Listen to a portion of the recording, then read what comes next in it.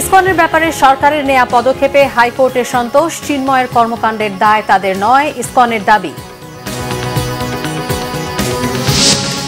সাইফুল হত্যার প্রতিবাদে চট্টগ্রামে আইনজীবীদের কর্মবিরতি, কোনো আদালতে শুনানি হয়নি, ইসকন নিষিদ্ধের দাবিতে বিক্ষোভ সারা দেশে। রাষ্ট্র পুনর্নির্মাণে মেধাবীদের পাশাপাশি দক্ষ খেলোয়াড় গড়ে তোলার পরিকল্পনা তারেক রহমানের, লেখক কবি শিল্পীদের ভূমিকা রাখার তাগিদ মির্জা ফখরুলের। দেখছিলেন ক্রাউন সিমেন্ট সংবাদ শিরোনাম। ইসকন ইস্যুটি রাষ্ট্র সর্বোচ্চ গুরুত্ব দিয়ে দেখায় আদালত এখনই হস্তক্ষেপ করছে না বলে অভিমত দিয়েছে হাইকোর্ট। ইসকন নিষিদ্ধের দাবিতে এক আইনজীবীর আবেদনের পরিপ্রেক্ষিতে বৃহস্পতিবার রাষ্ট্রপক্ষ থেকে এ বিষয়ে বিস্তারিত জানানো হয়। রাষ্ট্রপক্ষের আইনজীবী আদালতকে জানিয়েছেন, ইসকন ইস্যুটি সর্বোচ্চ গুরুত্ব দিয়ে 3টি মামলা করেছে সরকার। এখন পর্যন্ত 33 জনকে গ্রেফতার করা হয়েছে। সরকারের নেয়া পদক্ষেপে আদালত সন্তোষ প্রকাশ করেন। এর আগে বুধবার বিচারপতি ফারাহ মাহবুব ও বিচারপতি দেবাশিস রায়চৌধুরীর হাইকোর্ট বেঞ্চ ইসকন ইস্যুতে বৃহস্পতিবারের মধ্যে সরকারকে অগ্রগতি জানানোর নির্দেশ দিয়েছিলেন। বাংলাদেশের সাংবিধানিক আইনে ওনারা গতকালকে সারাদিনের যে ব্রিফিং ছিল সবগুলোর ব্যাপারে কোর্টকে আশ্বস্ত করছে যে আমাদের রাষ্ট্রযন্ত্র সর্বোচ্চ চেষ্টা দিয়ে যাতে কোনো প্রকার দাঙ্গা অথবা হিন্দু মুসলিম কেউ কাউকে আঘাত করতে না পারে সেভাবে যথেষ্ট সচেতন ছিল এবং সেটা সফল হয়েছে। আজকে এখন পর্যন্ত আমাদের আজকে আপডেট হলো এটা। যেহেতু সরকার এখন তাদের কাছে যে তথ্য দেওয়া হচ্ছে মনে হয়েছে যে যথেষ্ট পরিমাণেই যা করার প্রয়োজন সেই সঠিক পদক্ষেপগুলোই নিচ্ছে, তো ওনারা বলেছেন যে পরবর্তীতে যদি কখনো প্রয়োজন হয় তাহলে তারা আমাদেরকে সহায়তা করার জন্য, তদন্তে সহায়তা করার জন্য যা করা দরকার করবেন। চিন্ময়ের মতো বহিষ্কৃত নেতাদের কার্যক্রমের জন্য ইসকন দায়ী নয় বলে মন্তব্য করেছেন সংগঠনের সাধারণ সম্পাদক চারু চন্দ্র দাস ব্রহ্মচারী। তিনি দাবি করেন, চট্টগ্রামে আইনজীবী হত্যায় ইসকনকে অন্যায়ভাবে জড়িত মিথ্যাচার চলছে। বলেন, এই সংগঠনকে নিয়ে ধারাবাহিকভাবে অপপ্রচার ও ভিত্তিহীন অভিযোগ তোলা হচ্ছে। বৃহস্পতিবার এক সংবাদ সম্মেলনে এসব কথা জানায় সংগঠনটি। এতে দাবি করা হয়, কিছু বিশেষ মহল অযৌক্তিকভাবে ইসকনকে নিষিদ্ধের দাবি করছে। মাস আগেই প্রবর্তক শ্রীকৃষ্ণ মন্দিরের অধ্যক্ষ লীলারাজ গৌর দাস, স্বতন্ত্র গৌরাঙ্গ দাস এবং চট্টগ্রামস্থ পুণ্ডরিক ধামের অধ্যক্ষ চিন্ময় কৃষ্ণ দাসকে পদবী সহ ইসকনের যাবতীয় সাংগঠনিক কার্যক্রম থেকে অব্যাহতি দেওয়া হয় এবং উল্লেখ করা দ্বারা সংগঠিত কার্যক্রম ইসকনের কার্যক্রম নয়। চট্টগ্রাম কোর্ট ভবনের সামনে সংঘটিত অনাকাঙ্ক্ষিত ঘটনাকে কেন্দ্র করে ইসকন বাংলাদেশকে অন্যায়ভাবে দায়ী করার অপচেষ্টা চলছে। আমরা স্পষ্টভাবে জানাতে চাই যে এ ধরনের ন্যাক্কারজনক ঘটনা এবং চলমান আন্দোলনের সঙ্গে ইসকন বাংলাদেশের কোন ধরনের সম্পৃক্ততা নেই। চট্টগ্রামে আইনজীবী সাইফুল ইসলাম হত্যার প্রতিবাদে দ্বিতীয় দিনের মতো বন্ধ রয়েছে আদালতের কার্যক্রম। ৭৪টি আদালতে কোনো শুনানি হয়নি। সকালে জেলা আইনজীবী সমিতির পতাকা অর্ধনমিত রাখা হয়। কালো ব্যাজ ধারণ করে প্রতিবাদ জানান আইনজীবীরা। হত্যাকারীদের গ্রেফতার ও ফাঁসির দাবির পাশাপাশি ইসকন নিষিদ্ধের দাবি জানান তারা। প্রশ্ন তোলেন সেদিনের ঘটনায় পুলিশের ভূমিকা নিয়েও। চট্টগ্রাম থেকে শাহিদা পিয়ার রিপোর্ট। সহকর্মী হত্যার প্রতিবাদে দ্বিতীয় দিনের মতো কর্মবিরতিতে চট্টগ্রাম আদালতের আইনজীবীরা। মানববন্ধন, বিক্ষোভ মিছিলের মধ্য দিয়ে সাইফুল ইসলাম আলিফ হত্যার বিচারের দাবিতে সারাদিন উত্তাল ছিল চট্টগ্রাম আদালত প্রাঙ্গণ। দুপুরে আদালত প্রাঙ্গণে মানববন্ধন, বিক্ষোভ সমাবেশ ও মিছিল করেন নিহত আইনজীবীর সহকর্মীরা। বর্বরে হত্যাকাণ্ডের সাথে জড়িত সবাইকে শনাক্ত করে দ্রুত বিচারের আওতায় আনার দাবি তাদের। দাবি উঠে ইসকনকে নিষিদ্ধ করার। চিন্ময় দাসের হাতে হ্যান্ডমাইক কিভাবে গেল? না হলে পুলিশ কমিশনার চট্টগ্রাম থাকতে পারবেন না। জেল কোডের কোন নিয়ম অনুযায়ী, আইনের কোন ধারা অনুযায়ী আপনি রাষ্ট্রদ্রোহী মামলার আসামিকে আপনি ডিভিশন দিয়েছেন? জেল সুপার, সিনিয়র জেল সুপারকে আমি অনুরোধ করব, আপনি সেই ডিভিশন প্রত্যাহার করবেন। এই আলিফ হত্যার সাথে যারা জড়িত আছে সন্ত্রাসী সংগঠন ইসকনের সকলকে গ্রেপ্তার করতে হবে। যদি অবিলম্বে এদেরকে গ্রেপ্তার করা না হয় তাহলে আমরা আরো বৃহত্তর কর্মসূচি দিতে বাধ্য হব। অবিলম্বে এই আলিফ হত্যাকারীদের দ্রুত আইনের আওতায় এনে আমরা দৃষ্টান্তমূলক শাস্তির দাবি করছি। এদিকে ইসকনের তৎপরতা বাংলাদেশে কিভাবে চলে সে প্রশ্ন তুলেছেন জামায়াতে ইসলামীর কেন্দ্রীয় সেক্রেটারি জেনারেল। আমরা এই হত্যাকাণ্ডের সাথে সম্পৃক্তদের অবিলম্বে গ্রেফতার দাবি করছি এবং আইনের আওতায় এনে তার বিচার দাবি করছি। সরকারকে অনুরোধ করব যে এরকম একটি জঙ্গিবাদ এবং চরম সাম্প্রদায়িক সন্ত্রাসী একটি সংগঠনের তৎপরতা দেশে কি করে চলতে পারে। আমাদের দেশে আইন আছে, সেই আইনের ভিত্তিতেই এই বিষয়ে সরকারের দ্রুত সিদ্ধান্ত। মঙ্গলবার বাংলাদেশ সম্মিলিত সনাতন জাগরণ মঞ্চের মুখপাত্র চিন্ময় কৃষ্ণ দাসের জামিন না মঞ্জুর নিয়ে তার অনুসারীদের তাণ্ডব, হামলা, ভাঙচুরের ঘটনায় 3টি মামলা হয়েছে। গ্রেফতার করা হয়েছে 28 জনকে। শাহেদা পিয়া, বাংলা ভিশন, চট্টগ্রাম। চট্টগ্রামে আইনজীবী সাইফুল ইসলাম আলিফ হত্যার বিচার এবং ইসকন নিষিদ্ধের দাবিতে মানববন্ধন ও বিক্ষোভ মিছিল হয়েছে দেশের বিভিন্ন জায়গায়। দুপুরে ব্রাহ্মণবাড়িয়ায় আইনজীবী হত্যার বিচার এবং ইসকন নিষিদ্ধের দাবিতে বিক্ষোভ মিছিল করেছে হেফাজতে ইসলাম। পৌরমুক্ত মঞ্চ থেকে বিক্ষোভ মিছিলটি বের হয়ে শহরের প্রধান সড়ক প্রদক্ষিণ করে। মানববন্ধন হয়েছে নড়াইলে। সকালে জাতীয়তাবাদী আইনজীবী ফোরামের আয়োজনে ঘণ্টাব্যাপী কর্মসূচি পালন করেন আইনজীবীরা। একই দাবিতে মানববন্ধন রয়েছে রাঙামাটিতে। চিফ জুডিশিয়াল ম্যাজিস্ট্রেট আদালতের সামনে এই কর্মসূচি পালন করে জেলা আইনজীবী সমিতি। বিএনপির ভারপ্রাপ্ত চেয়ারম্যান তারেক রহমান বলেছেন, স্বৈরাচারকে বিদায় করার পর এখন দেশ গড়ার পালা। মেধাবী ডাক্তার, ইঞ্জিনিয়ারদের পাশাপাশি দক্ষ খেলোয়াড় ও সাংস্কৃতিক কর্মী গড়ে তোলার পরিকল্পনার কথাও জানিয়েছেন তিনি। বিকেলে লালমনিরহাটের বড়বাড়ি শহীদ আবুল কাশেম মহাবিদ্যালয় মাঠে শহীদ জিয়া স্মৃতি ফুটবল টুর্নামেন্টের ফাইনাল খেলায় ভার্চুয়ালি যুক্ত হয়ে প্রধান অতিথির বক্তব্যে তিনি কথা বলেন। এতে সভাপতিত্ব করেন বিএনপির সাংগঠনিক সম্পাদক অধ্যক্ষ আসাদুল হাবিব দুরু।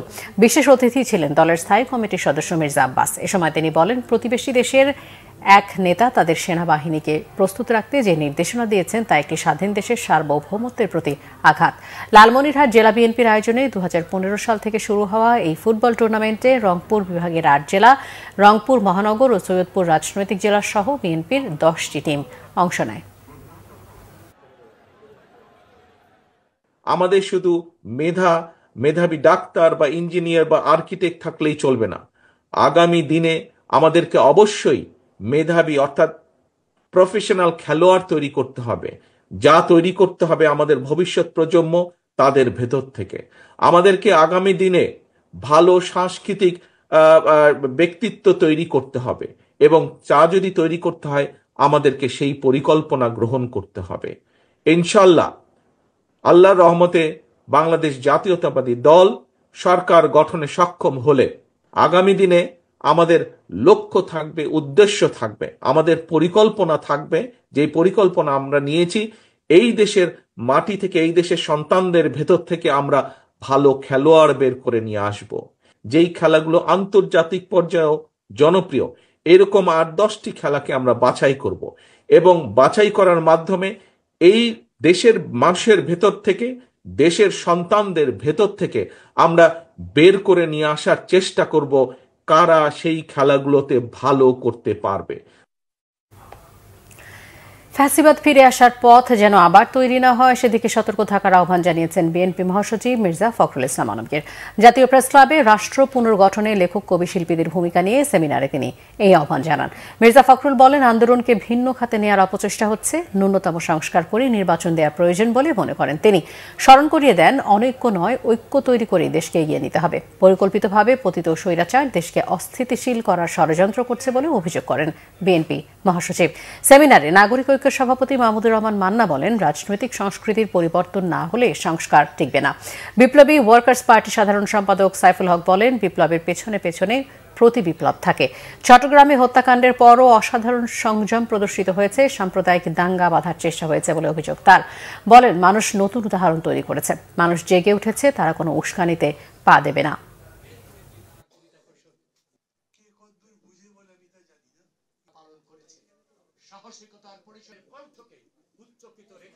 ভারতবর্ষের মিডিয়ার বিষয়গুলো দেখতে পাই। কাল রাতেই আমাকে কয়েকজন ফোন দিয়েছেন, তাদের একটাই মাত্র লক্ষ্য, প্রশ্ন যে ইসকনের ব্যাপারে আপনারা কি করছেন। এই প্রশ্নটা অত্যন্ত একেবারেই আপনার উদ্দেশ্য প্রণোদিত একটা অবস্থা তারা তৈরি করতে চায়। সেই অবস্থা নিয়ে প্রথমবার ফেল করেছে, এখন আবার নতুন করে আবার সেই অবস্থা তৈরি করতে চায়। এটা আমাদেরকে সজাগ থাকতে হবে। আর আমরা সেখানে কোনো মতেই যেন আবার সেখানে আরো একটা বিভাজন সৃষ্টি না করি।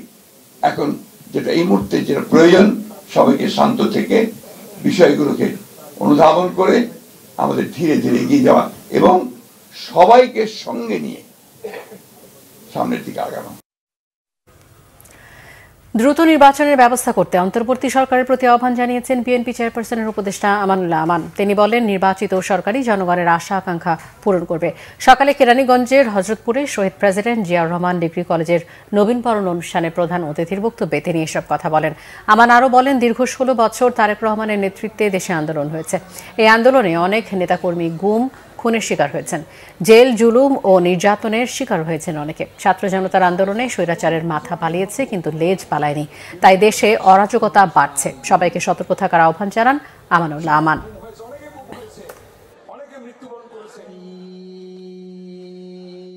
পার্মানেন্ট তত্ত্বাবধায়ক সরকার হবে নির্বাচনের আগে।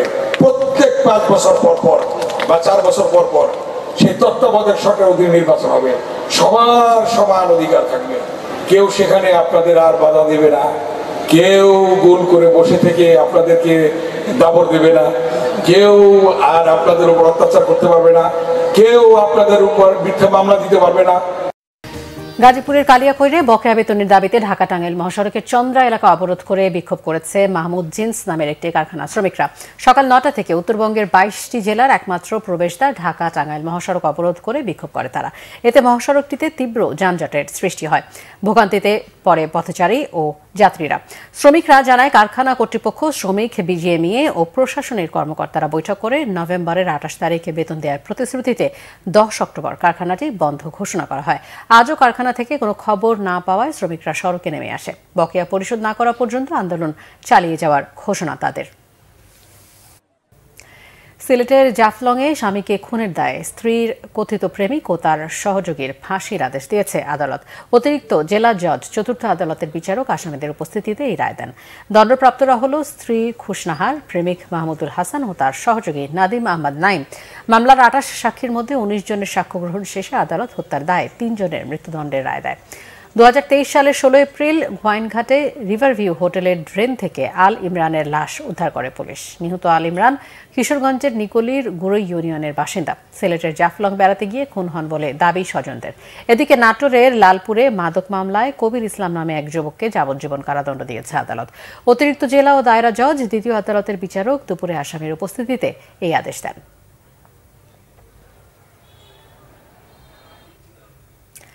দেশের বিভিন্ন জায়গার আরও কিছু খবর নিয়ে রয়েছে ডেস্ক রিপোর্ট। বিএনপির স্থায়ী কমিটির সদস্য ইকবাল হাসান মাহমুদ টুকু বলেছেন, বিএনপি সবসময় সংখ্যালঘুদের পাশে রয়েছে। জাতীয় বিপ্লব ও সংহতি দিবস উপলক্ষে সিরাজগঞ্জের রায়গঞ্জ উপজেলায় এক সমাবেশে তিনি এসব কথা বলেন। বিএনপির ভারপ্রাপ্ত চেয়ারম্যান তারেক রহমানের রাষ্ট্র কাঠামো মেরামতের 31 দফা বাস্তবায়নে র্যালি ও সমাবেশ হয়েছে সাতক্ষীরায়। দেভাটারকুলিয়া থেকে র্যালিটি প্রধান সড়কগুলো প্রদক্ষিণ করে। উপস্থিত ছিলেন কেন্দ্রীয় কমিটির সহ সাংগঠনিক সম্পাদক আইফ হোসেন মুকুল। নতুন বাংলাদেশ কেমন সংবিধান চাই শীর্ষক আলোচনা সভা হয়েছে ঝালকাঠিতে। বক্তব্য রাখেন সংবিধান সংস্কার কমিশনের সদস্য মঈন আলম খিরোজি। স্থগিত থাকা এলএনজি প্রকল্প স্থায়ীভাবে বাতিলের দাবিতে প্রচার অভিযান হয়েছে ময়মনসিংহে। নগরীর আনন্দমোহন কলেজ প্রাঙ্গণে এই কর্মসূচির আয়োজন করে অন্নচিত্র ফাউন্ডেশন সহ পরিবেশবাদী সংগঠনগুলো। ছাত্র আন্দোলনের শহীদদের স্মরণে আহত ছাত্রদের নিয়ে স্মরণ সভা হয়েছে রূপগঞ্জে। দুপুরে উপজেলা পরিষদ অডিটোরিয়ামে এ সভায় উপস্থিত ছিলেন উপজেলা নির্বাহী কর্মকর্তা। সাবজয়ী জাতীয় দলের কৃতি ফুটবলার মনিকা চাকমাকে সংবর্ধনা দেওয়া হয়েছে খাগড়াছড়িতে। লক্ষ্মীছড়ি উপজেলা পরিষদ সম্মেলন কক্ষে এতে উপস্থিত ছিলেন উপজেলা নির্বাহী কর্মকর্তা। সর্বজনীন সহাবস্থান সম্প্রীতি বাংলাদেশ গড়তে মত বিনিময় সভা হয়েছে রংপুরে। সকালে জেলা পুলিশ সুপার কার্যালয়ে এতে উপস্থিত ছিলেন বিএনপি, জামাত ও হিন্দু বৌদ্ধ খ্রিস্টান ঐক্য পরিষদের নেতারা। বিদ্যুৎ প্লান্ট স্থাপন, অবকাঠামো উন্নয়নে পাবলিক কনসালটেশন সভা হয়েছে ঠাকুরগাঁয়ে ইএসডি ওর প্রধান কার্যালয়ে। এতে উপস্থিত ছিলেন নেসকোর প্রধান প্রকৌশলী আশরাফুল ইসলাম মণ্ডল। চাউল বাজারের ব্যবসায়ীদের দোকানঘর ভাঙচুর উচ্ছেদের প্রতিবাদে মানববন্ধন হয়েছে কুড়িগ্রামে। সকালে জিয়া বাজারে এতে বক্তব্য রাখেন চাউল বাজার ব্যবসায়ী সমিতির সদস্যরা। শিল্পী রফিকুন নবী বলেছেন, সুযোগ পেলে বিশেষ চাহিদা সম্পন্ন শিশুরাও ভালো করতে পারে। কেরানীগঞ্জে অটিজম ওয়েলফেয়ার ফাউন্ডেশনে লায়ন্স পিস পোস্টার প্রতিযোগিতায় তিনি একথা বলেন। লায়ন্স জেলা 315B2 আয়োজিত এই চিত্রাঙ্কন প্রতিযোগিতায় 250 জন বিশেষ চাহিদা সম্পন্ন শিশু অংশ নেয়। প্রথম 10 জনকে পুরস্কার এবং সব অংশগ্রহণকারীকে সার্টিফিকেট দেওয়া হয়। জেলা governor Lion Shoiful Alam Shamim, district secretary Lion Sheikh Obaidullah সহ জেলার লায়ন নেতারা এ সময় উপস্থিত ছিলেন। Bangla Vision news desk. সংবাদ শেষ করব ক্রাউন সিমেন্ট শিরোনামগুলো আরো একবার জানিয়ে। ইসকনের ব্যাপারে সরকারের নেওয়া পদক্ষেপে হাইকোর্টের সন্তোষ, চিন্ময়ের কর্মকাণ্ডের দায় তাদের নয়, ইসকনের দাবি। সাইফুল হত্যার প্রতিবাদে চট্টগ্রামে আইনজীবীদের কর্মবিরতি, কোনো আদালতে শুনানি হয়নি, ইসকন নিষিদ্ধের দাবিতে বিক্ষোভ সারা দেশে। রাষ্ট্র পুনর্নির্মাণে মেধাবীদের পাশাপাশি দক্ষ খেলোয়াড় গড়ে তোলার পরিকল্পনা তারেক রহমানের, লেখক কবি শিল্পীদের ভূমিকা রাখার তাগিদ মির্জা ফখরুলের। এই ছিল এখনকার মতো। পরের সংবাদ সন্ধ্যা 7:30 দেখার আমন্ত্রণ রইল। এছাড়া বাংলা ভিশন সংবাদ ও সংবাদ সংশ্লিষ্ট অনুষ্ঠান দেখতে ভিজিট করুন www.bbnews24.com ও facebook.com/banglavisionnews এবং সাবস্ক্রাইব করুন youtube.com/banglavisionnews। ধন্যবাদ সবাই।